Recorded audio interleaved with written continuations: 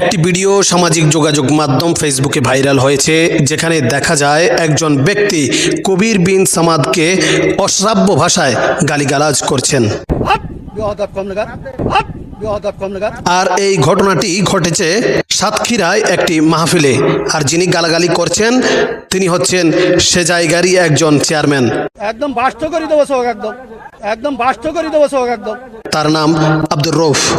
তিনি সম্ভবত বিএনপির দলীয় চেয়ারম্যান। কথা বলি বলো, খবরদার না সোজা করে দেবো কিন্তু। আর আপনারা কবির বিন সামাদকে অবশ্যই চেনেন। কবির বিন সামাদ সামাজিক যোগাযোগ মাধ্যমে একজন পরিচিত মুখ। তিনি একজন কণ্ঠশিল্পী, একজন বক্তা ও একজন content creator. Chairman Abdur Rauf তাকে বিভিন্ন ভাষায় গালিগালাজ করেন, যা শুনতে খুবই কটু। যখন চেয়ারম্যান কবির বিন সামাদকে গালাগালি করছিলেন, তখন কবির বিন সামাদ খুবই অপমান বোধ করে তিনি চুপ হয়ে বসেছিলেন। এক পর্যায়ে যখন তিনি আর নিতে পারছিলেন না, তখন তিনি স্টেজ ছেড়ে চলে যান।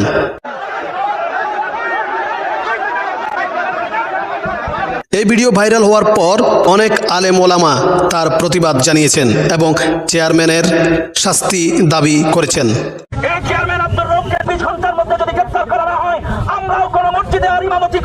আলেমরা বলেছেন, যদি ওই চেয়ারম্যানের বিরুদ্ধে ব্যবস্থা গ্রহণ না করা হয়, তাহলে তারা আর কোথাও নামাজ পড়াবেন না এবং ওয়াজও করবেন না।